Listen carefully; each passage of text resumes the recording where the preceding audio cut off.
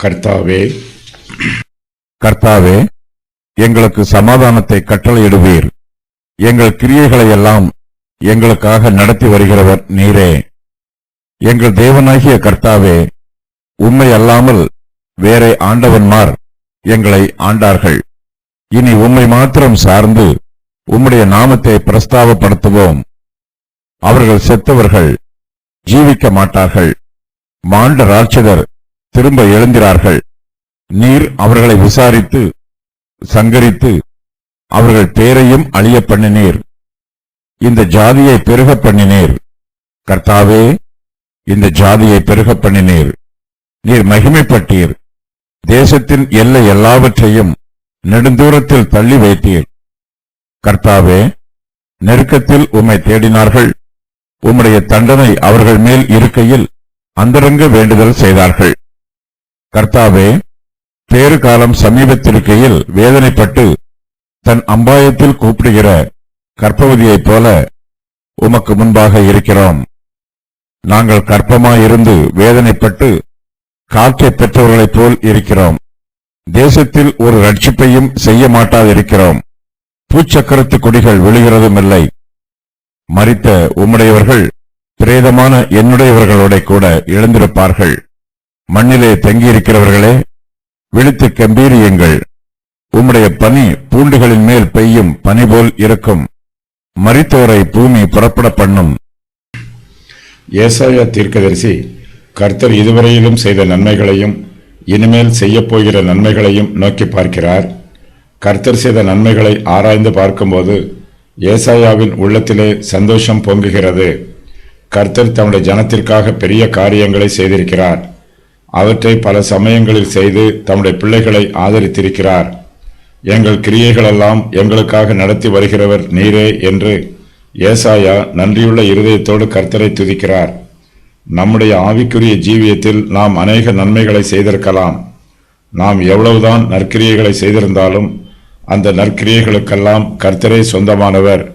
கர்த்தர் தம்முடைய கிருபையினால் நமக்குள்ளே நற்கிரியைகளை செய்திருப்பதினால்தான் நம்மாலும் நற்கிரியைகளை செய்ய முடிகிறது. கர்த்தருடைய உதவியும் ஒத்தாசையும் நமக்கு கிடைக்கவில்லை என்றால் நம்மால் ஒன்றும் செய்ய முடியாது. இந்த ஜாதியை பெருக பண்ணினீர், கர்த்தாவே, இந்த ஜாதியை பெருக பண்ணினீர் என்று ஏசாயா கர்த்தரிடத்தில் சொல்லுகிறார்.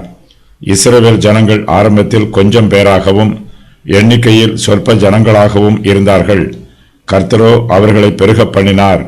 அவர்கள் எகிப்து தேசத்தில் அடிமைகளாக இருந்தார்கள். அப்போதும் கர்த்தர் அவர்களை பெருக பண்ணினார். அதன் பின்பு கர்த்தர் அவர்களை கானான் தேசத்திற்கு அழைத்து கொண்டு வந்தார். கர்த்தர் அந்த தேசத்தையும் தம்முடைய ஜனங்களால் நிரப்பினார். இஸ்ரவேல் புத்திரரின் எண்ணிக்கை திரளாயிருந்தது. நீர் மகிமைப்பட்டீர். தேசத்தின் எல்லை எல்லாவற்றையும் நெடுந்தூரத்தில் தள்ளி வைத்தீர் என்றும் ஏசாயா கர்த்தரிடத்தில் சொல்லுகிறார். கர்த்தர் ஆபிரகாமோடு செய்த உடன்படிக்கைக்கு உண்மை உள்ளவராய் இருக்கிறார். கானான் தேசத்தில் இஸ்ரவேல் ஜனங்களுக்கு அநேக சத்துருக்கள் இருந்தார்கள். கர்த்தரோ தம்முடைய ஜனத்திற்காக அவர்களோடு யுத்தம் பண்ணினார். கானான் தேசத்தில் இஸ்ரவேல் ஜனத்தார் பெருகிய போது கர்த்தர் மகிமைப்பட்டார். கர்த்தருடைய பரிசுத்த ஜாதி பெருகும் போது கர்த்தர் அவர்களுடைய எல்லைகளை விஸ்தாரமாக்கினார். தேசத்தின் எல்லை எல்லாவற்றையும் விஸ்தாரமாக்கி அவற்றை நெடுந்தூரத்தில் தள்ளி வைத்தார். கர்த்தாவே, எங்களுக்கு சமாதானத்தை கட்டளையிடுவீர் என்று ஏசாயா கர்த்தரிடத்தில் சொல்லுகிறார். இஸ்ரவேல் புத்திரருக்கு கானான் தேசத்திலே ஏராளமான சத்துருக்கள் இருந்தார்கள். அந்நிய ஜாதியார் கர்த்தருடைய ஜனத்தை நெருக்கினார்கள், ஒடுக்கினார்கள். கர்த்தரோ தம்முடைய ஜனத்திற்காக யுத்தம் பண்ணினார். தம்முடைய ஜனத்திற்கு சமாதானத்தை கட்டளையிட்டார். ஏசாயா தீர்க்கதரிசி கர்த்தரை நம்புகிறார்.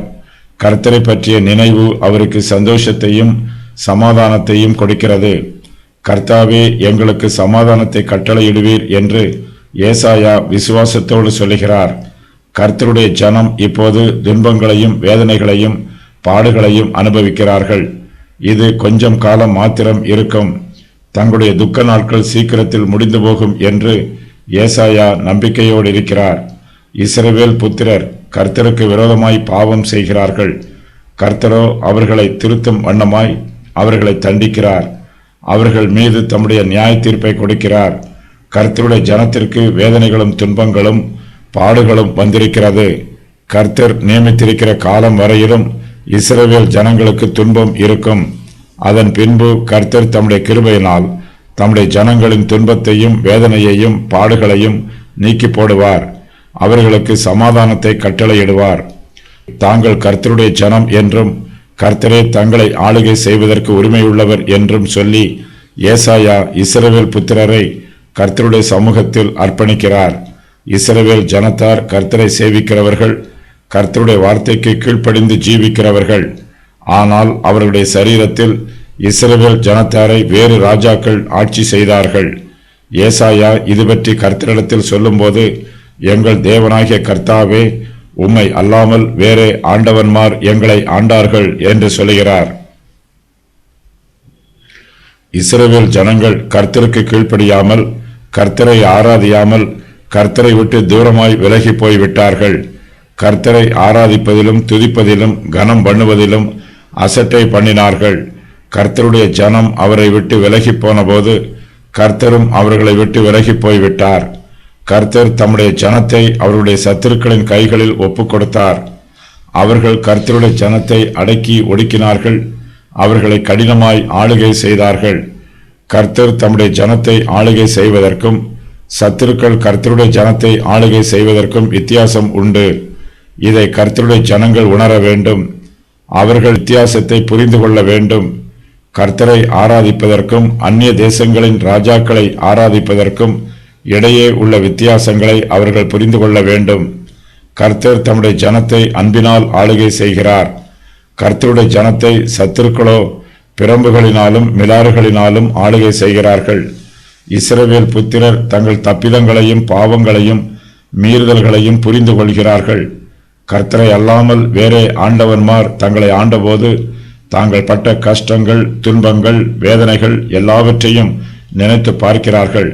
தேவனுடைய சமூகத்திலே தங்களுடைய பாவங்களை அறிக்கை செய்கிறார்கள், மனம் திரும்புகிறார்கள். உம்மை அல்லாமல் வேறே ஆண்டவன்மார் என்னும் வாக்கியம் விக்கிரக ஆராதனையை குறிப்பிடுகிறது. இஸ்ரவேல் ஜனங்கள் இஸ்ரவேலின் பரிசுத்தராகிய கர்த்தரை ஆராதியாமல் பாகாலை ஆராதனை செய்தார்கள். தங்களுக்கு ஏராளமான தோப்பு விக்கிரகங்களையும் மேடைகளையும் உண்டு பண்ணினார்கள். இஸ்ரவேல் புத்திரர் கர்த்தரை சேவியாமல் தாங்கள் உண்டு பண்ணின விக்கிரகங்களை சேவித்தார்கள். இஸ்ரவேலின் பரிசுத்தர் அவர்களை ஆளுகை செய்யவில்லை. அவரை அல்லாமல் வேறே ஆண்டவன்மார் கர்த்தருடைய ஜனத்தை ஆளுகை செய்தார்கள். இப்போது இஸ்ரவேல் புத்திரர் தாங்கள் செய்த பாவத்தை உணர்கிறார்கள். கர்த்தரை விட்டு விலகி போனதையும் வேறே தெய்வங்களை சேவித்ததையும் புரிந்து கொள்கிறார்கள். தாங்கள் செய்த தப்பிதங்களுக்கும் பாவங்களுக்கும் கர்த்தரிடத்தில் மன்னிப்பு கேட்கிறார்கள். இனிமேல் கர்த்தரை மாத்திரமே சேவிப்பதாக இஸ்ரவேல் ஜனங்கள் வாக்கு பண்ணுகிறார்கள். இனி உம்மை மாத்திரம் சார்ந்து உம்முடைய நாமத்தை பிரஸ்தாபப்படுத்துவோம் என்று பயபக்தியோடு சொல்லுகிறார்கள். இஸ்ரவேல் புத்திரர் இனிமேல் கர்த்தரை மாத்திரமே ஆராதிப்பார்கள். கர்த்தர் தங்களுக்கு நியமித்து கொடுத்திருக்கிற பிரமாணத்திற்கு கீழ்ப்படிந்து இஸ்ரவேல் ஜனங்கள் கர்த்தருக்கு ஆராதனை செய்வார்கள். இஸ்ரவேல் ஜனங்கள் கர்த்தருடைய நாமத்தை பிரஸ்தாபப்படுத்துவதாக வாக்கு பண்ணும்போது, எங்கள் தேவனாகிய கர்த்தாவே, உம்மை அல்லாமல் வேறே ஆண்டவன்மார் எங்களை ஆண்டார்கள் என்று கர்த்தருடைய சமூகத்தில் பாவ அறிக்கை பண்ணுகிறார்கள். இஸ்ரவேல் ஜனத்தாரின் மாம்ச இச்சைகள் எல்லாம் அவர்களுடைய ஆண்டவன்மாராயிற்று. மாம்சத்தின் இச்சையினாலும் விக்கிரக ஆராதனையினாலும் இஸ்ரவேல் புத்திரர் தேவனுக்கு விரோதமாகவும் தங்களுக்கு விரோதமாகவும் பாவம் செய்தார்கள். கர்த்தர் தாழ்மை உள்ளவர்களுக்கு கிருபை கொடுக்கிறார், பெருமை உள்ளவர்களுக்கு எதிர்த்து நிற்கிறார். இஸ்ரவேல் ஜனங்கள் தங்களை தாழ்த்துகிறார்கள். எங்கள் தேவனாகிய கர்த்தாவே, உம்மை அல்லாமல் வேறே ஆண்டவன்மார் எங்களை ஆண்டார்கள் என்று மனவேதனையோடு சொல்லுகிறார்கள். இனிமேல் கர்த்தரை மாத்திரமே மகிமைப்படுத்தப் போவதாக வாக்கு பண்ணுகிறார்கள். இனி உம்மை மாத்திரம் சார்ந்து உம்முடைய நாமத்தை பிரஸ்தாபப்படுத்துவோம் என்று கர்த்தரோடு பொருத்தனை பண்ணுகிறார்கள். கர்த்தரே தங்கள் கிரியைகளை எல்லாம் தங்களுக்காக நடத்தி வருகிறவர் என்று இஸ்ரவேல் புத்திரர் கர்த்தருடைய சமூகத்தில் அறிக்கை செய்கிறார்கள். இனிமேல் தாங்கள் எந்த காரியத்தை செய்தாலும் கர்த்தருடைய கிருபையை மாத்திரம் சார்ந்திருக்கப் போவதாக வாக்கு பண்ணுகிறார்கள். இஸ்ரவேல் புத்திரர் கர்த்தருடைய நாமத்தையும் அவருடைய வல்லமையையும் அவருடைய மகிமையையும் பிரஸ்தாபம் பண்ணும்போது தங்களை ஆண்ட வேறே ஆண்டவன்மாரை பற்றியும் சொல்லுகிறார்கள். அவர்கள் செத்தவர்கள் ஜீவிக்க மாட்டார்கள் என்றும் மாண்ட ராட்சதர் திரும்ப எழுந்திரார்கள் என்றும் சொல்லுகிறார்கள். கர்த்தர் சர்வ வல்லமை உள்ளவர். புறஜாதி தெய்வங்களோ செத்துப்போனவை, அவற்றிற்கு ஜீவன் இல்லை. கர்த்தர் தங்களுக்காக அந்நிய தெய்வங்களோடு யுத்தம் பண்ணுவார் என்று இஸ்ரவேல் புத்திரர் நம்புகிறார்கள். நீர் அவர்களை விசாரித்து சங்கரித்து அவர்கள் பேரையும் அழிய பண்ணினீர் என்று இஸ்ரவேல் புத்திரர் நன்றியுள்ள இருதயத்தோடு கர்த்தரிடத்தில் சொல்லுகிறார்கள். இஸ்ரவேல் புத்திரர் கர்த்தருக்கு விரோதமாய் பாவம் செய்தபோது கர்த்தர் அவர்களை அந்நிய ஜனத்தாரின் ஆளுகைக்கு ஒப்புக் கொடுத்தார். சத்துருக்கள் இஸ்ரவேல் புத்திரரை தங்கள் தேசத்திற்கு சிறைப்பிடித்து கொண்டு போனார்கள். கர்த்தர் தம்முடைய ஜனத்திற்கு கானான் தேசத்தை கொடுத்தார். தம்முடைய பரிசுத்தமான ஜாதியை பெருக பண்ணினார். ஆனால் இப்போதோ கர்த்தர் இஸ்ரவேல் புத்திரரின் பாவத்தின் நிமித்தமாய் அவர்களை தண்டிக்கிறார். ஆரம்பத்தில் கர்த்தர் தம்முடைய ஜாதியை பெருக பண்ணினார். இப்போதோ அவர் தம்முடைய ஜாதியை சிறுக பண்ணுகிறார், குறைந்து போக பண்ணுகிறார். கர்த்தர் தம்முடைய ஜாதியை ஆசீர்வதித்த போது அவர்களுடைய தேசத்தின் எல்லைகளை விஸ்தாரமாக்கினார். இப்போதோ கர்த்தர் அவர்களை தண்டிக்கிறார். அவர்களை பூமியில் உள்ள எல்லா தேசங்களுக்கும் துரத்தி விடுகிறார். உன்னுடையவர்கள் வானத்தின் கடையான திசை மட்டும் துரத்துண்டிருந்தாலும் உன் தேவனாகிய கர்த்தர் அங்கே இருக்கிற உன்னை கூட்டி அங்கே இருந்து உன்னை கொண்டு வந்து உன் பிதாக்கள் சுதந்தரித்திருந்த தேசத்தை நீ சுதந்தரிக்கும்படிக்கு உன் தேவனாகிய கர்த்தர் அதில் உன்னை சேர்த்து உனக்கு நன்மை செய்து உன் பிதாக்களை பார்க்கிலும் உன்னை பெருக பண்ணுவார். உபாகமம் 30:4-5. கர்த்தர் உன்னை பூமியின் ஒரு முனை துவக்கி பூமியின் மறுமுனை மட்டும் இருக்கிற எல்லா ஜனங்களுக்குள்ளும் சிதற அடிப்பார். அங்கே நீயும் உன் பிதாக்களும் அறியாத மரமும் கல்லுமான அந்நிய தேவர்களை சேவிப்பாய். உபாகமம் 28:64. இஸ்ரவேல் ஜனங்களை அவர்களுடைய சத்துருக்கள் நெருக்குகிறார்கள், ஒடுக்குகிறார்கள். அவர்களை தங்கள் தேசத்திற்கு சிறைப்பிடித்து கொண்டு போகிறார்கள். இஸ்ரவேல் புத்திரருக்கு வேதனைகளும் பாடுகளும் துக்கங்களும் உண்டாயிற்று.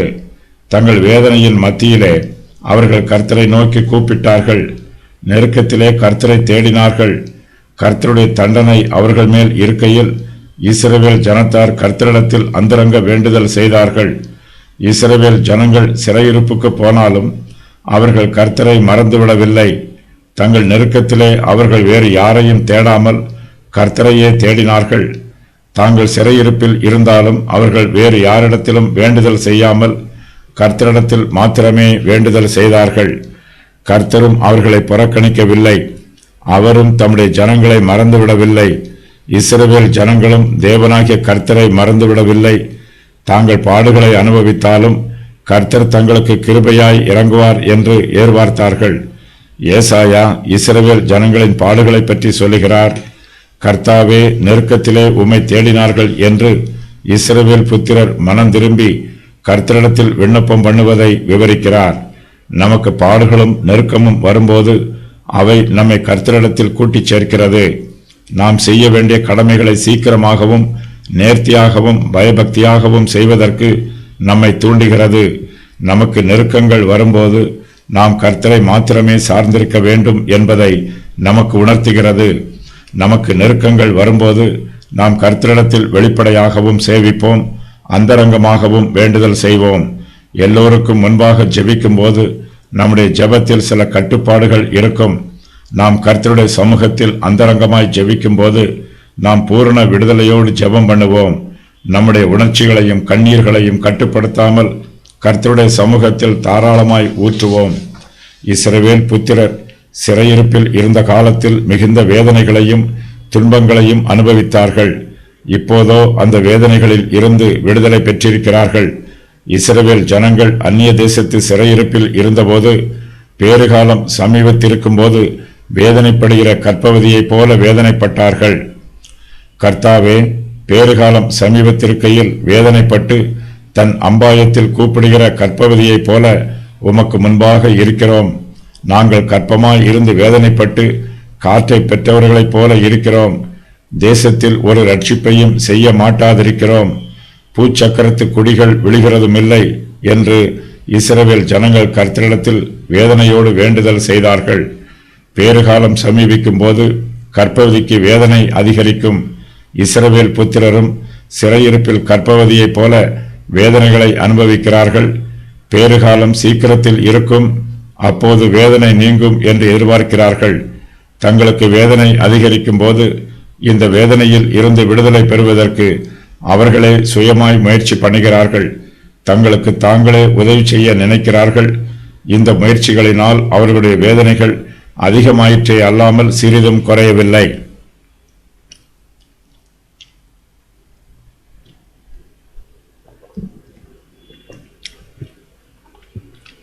இஸ்ரவேல் புத்திரர் தங்கள் வேதனையிலும் நெருக்கத்திலும் கர்த்தருக்கு முன்பாக வேண்டுதல் செய்ய வரும்போதெல்லாம் அவர்கள் பேறுகாலம் சமீபத்திற்கையில் வேதனைப்பட்டு தன் அம்பாயத்தில் கூப்பிடுகிற கர்ப்பவதியைப் போல கர்த்தருக்கு முன்பாக இருக்கிறார்கள். தங்களுடைய கர்ப்பத்தில் குழந்தை இருப்பதை பார்த்து கர்ப்பவதிகள் சந்தோஷப்படுவார்கள். அதை பெற்றெடுத்து சந்தோஷமாய் இருக்க வேண்டும் என்று எதிர்பார்ப்பார்கள். அவர்கள் எதிர்பார்த்த பிரகாரம் அவர்களுக்கு பிரசவ வேதனை உண்டாயிற்று. அவர்கள் கர்ப்பமாய் இருந்து வேதனைப்பட்டார்கள். ஆனால் அவர்கள் குழந்தை பெற்றெடுப்பதற்கு பதிலாக காற்றை பெற்றவர்கள் போல் இருக்கிறார்கள். அவர்கள் கர்ப்பத்தில் குழந்தை இல்லை. அவர்களுக்கு ஏமாற்றம் உண்டாயிற்று. அவருடைய எதிர்பார்ப்பு வீணாய் போயிற்று. அவர்கள் வேதனைப்பட்டதினால் பிரயோஜனம் ஒன்றுமில்லை. அவருடைய முயற்சிகள் எல்லாம் வீணாய் போயிற்று. இஸ்ரவேல் புத்திரர் சிறையிருப்பில் இருந்த காலத்தில் அதிகமாய் வேதனைப்பட்டார்கள். அந்த வேதனையினால் அவர்களுக்கோ அவர்களுடைய சிநேகிதருக்கோ ஒரு பயனும் உண்டாகவில்லை. தேசத்தில் ஒரு ரட்சிப்பையும் செய்ய மாட்டாதிருக்கிறார்கள். இவர்களுக்கு முன்பாக பூச்சக்கரத்து குடிகள் யாரும் தோற்று போய் கீழே விழவில்லை. அவர்கள் முன்பு இருந்தது போலவே இப்போதும் கர்த்தருடைய ஜனத்திற்கு விரோதமாய் நிமிர்ந்து நிற்கிறார்கள். இவர்களை கடுமையாய் துன்பப்படுத்துகிறார்கள். இஸ்ரவேல் ஜனங்களால் விடுதலை பெற முடியவில்லை. அவர்களுக்கு ரட்சிப்பு உண்டாகவில்லை. கர்த்தருடைய சமூகத்திற்கு முன்பாக வந்து தேசத்தில் ஒரு ரட்சிப்பையும் செய்ய மாட்டாதிருக்கிறோம் என்று வேதனையோடு சொல்லுகிறார்கள். காலம் நிறைவேறிய போது இயேசு கிறிஸ்து இந்த உலகத்தில் பிறந்தார். ஆனால் தேவனுடைய ஜனமாகிய யூதர்களோ இயேசு கிறிஸ்து பிறந்ததற்காக சந்தோஷப்படவில்லை.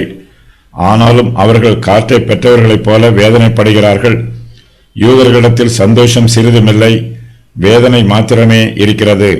ஆனாலும் கர்த்தாவே, மரித்த உம்முடையவர்கள் எழுந்திருப்பார்கள் என்று ஏசாயா விசுவாசத்தோடு சொல்லுகிறார். தேவனிடத்தில் இருந்து ஜீவ ஆவியானவர் மரித்து போன 2 தீர்க்கதரிசிகளுக்குள்ளும் பிரவேசித்த போது அவர்கள் காலூன்றி நின்றார்கள். உலர்ந்த எலும்புகள் மறுபடியும் உயிரடையும். மரித்து போனவர்களுக்குள் ஆவி பிரவேசிக்க அவர்கள் உயிரடைந்தார்கள். அவர்கள் காலூன்றி மகா சேனையாய் நின்றார்கள். ஏசாயா இதை பற்றி சொல்லும்போது, மரித்த உம்முடையவர்கள் பிரேதமான என்னுடையவர்களோட எழுந்திருப்பார்கள் என்று சொல்லுகிறார். எருசலேம் நகரம் கர்த்தருடைய பரிசுத்த நகரம். ஆனால் இப்போது அந்த நகரம் செத்துப்போன சரீரம் போல கீழே கிடக்கிறது. கீழே கிடப்பது மறுபடியும் எழும்பும். இடிந்து போய் கிடக்கிற எருசலேம் நகரம் மறுபடியும் கட்டப்படும். ஒன்றும் இல்லாதிருக்கிற எருசலேம் நகரம் மறுபடியும் செழிக்கும். இவையெல்லாம் கர்த்தருடைய வேளையில் நிச்சயமாய் நிறைவேறும். ஆகையினால் மண்ணிலே தங்கி இருக்கிறவர்களே, விழித்து கெம்பீரியுங்கள் என்று ஏசாயா சொல்லுகிறார். கர்த்தருடைய பிள்ளைகள் மரித்து போனாலும் மறுபடியும் உயிரோடு எழும்புவார்கள். விசுவாசிகள் இந்த செலாக்கியத்தை நினைத்து சந்தோஷமாய் இருக்க வேண்டும். நம்முடைய சந்தோஷத்திற்கும் ஐஸ்வர்யத்திற்கும் சம்பந்தமில்லை. நாம் தரித்திரராக இருந்தாலும், கைவிடப்பட்டவர்களாக இருந்தாலும், தனிமையில் இருந்தாலும் கர்த்தருடைய வாக்குத்தத்தங்களை நினைத்து கர்த்தருக்குள் சந்தோஷமாய் இருக்க வேண்டும். கர்த்தருடைய சிலாக்கியம் அவருடைய ஜனத்தின் மீது பனியைப் போல பெய்யும். இது சாயங்காலத்து பனி போல் இருக்கும். தாவரங்கள் நாள் முழுவதும் சூரிய வெயிலில் காய்ந்து கருகிப்போய் இருக்கும்போது மாலையில் அதன் மீது பெய்கிற பனி அந்த தாவரத்திற்கு இதமாய் இருக்கும், குளிர்ச்சியாய் இருக்கும். வாடிப்போய் இருக்கிற தாவரம் மறுபடியும் உயிர் பெறும். ஏசாயா கர்த்தருடைய கிருபையை பனி என்று சொல்லுகிறார். உம்முடைய பனி பூண்டுகளின் மேல் பெய்யும் பனி போல் இருக்கும் என்று கர்த்தருடைய தாராளமான கிருபைகளை பற்றி சொல்லுகிறார். நாம் பூமியிலே விதைகளை விதைக்கிறோம். விதைகள் பூமிக்குள்ளே மறைந்திருக்கும் நிலத்தின் மீது பனி பெய்யும் போது பூமிக்குள்ளே மறைந்திருக்கும் விதை முளைத்து பூமிக்கு மேலே வெளிப்படும். மரித்தோரும் இப்போது பூமியில் அடக்கம் பண்ணப்பட்டிருக்கிறார்கள். கர்த்தருடைய கிருபை அவர்கள் மீது பனி போல் பெய்யும் போது மரித்தோரும் உயிரோடு எழும்புவார்கள். பூமி மரித்தோரை புறப்பட பண்ணும். இந்த வாக்கியத்திற்கு வேத பண்டிதர்கள் வியாக்கியானம் சொல்லும்போது புறஜாதியாரும் உயிரோடு இருப்பார்கள் என்று சொல்லுகிறார்கள். அவர்கள் கர்த்தருடைய சரீரத்தோடு உயிரோடு எழும்புவார்கள் என்றும், இயேசு கிறிஸ்துவின் உயிர்த்தெழுதலுக்கு பின்பு கர்த்தருடைய பிள்ளைகள் உயிர்த்தெழுந்து பரலோகத்திலே கிறிஸ்துவோடு கூட அமர்ந்திருப்பார்கள் என்றும் சொல்லுகிறார்கள். ராட்சதரை, அதாவது மாண்டவர் பற்றிய செய்திகள். ராட்சதர் தண்ணீருக்குள் இருக்கிறார்கள். அவர்கள் செத்துப்போனவர்கள். அவர்கள் இனி எழுந்து உம்மை துதிக்க மாட்டார்கள். அவர்களுடைய பாதைகள் மரித்தோரிடத்திற்கு சாய்கிறது. மரித்தவர்கள் அவ்விடத்தில் உண்டு. செத்தவர்களின் கூட்டம். செத்த ராட்சதர் யாவரையும் உன்னிமித்தம் எழுப்பி, அவர்கள் செத்தவர்கள். மரித்தோரை பூமி புறப்பட பண்ணும். ரெப்பாயீமர்கள் வேறே ஆண்டவன்மார்களாக இருந்தார்கள். கர்த்தர் அவர்களை அழித்ததினால் இனிமேல் ஜீவிக்க மாட்டார்கள். மரித்த பின்பு மனுஷர் உயிர்த்தெழுவார்கள். ஆனால் ராட்சதர் உயிர்த்தெழ மாட்டார்கள். யூதா தேசம் பெருகிற்று. அதன் பின்பு பூமியின் எல்லா தேசங்களுக்கும் அவர்கள் சிதறிப்போனார்கள். நேபுகாத் நேச்சார் யூதாவை சிதறடிப்பதற்கு 133 வருஷங்களுக்கு முன்பாகவே இந்த தீர்க்க தரிசனம் கூறப்பட்டிருக்கிறது. ரோம பேரரசாரின் காலத்தில் யூதர்கள் உலகமெங்கும் சிதறிப்போனார்கள். இந்த தீர்க்க தரிசனம் கூறப்பட்டு 819 வருஷங்களுக்கு பின்பு இந்த சம்பவம் நிறைவேறிற்று.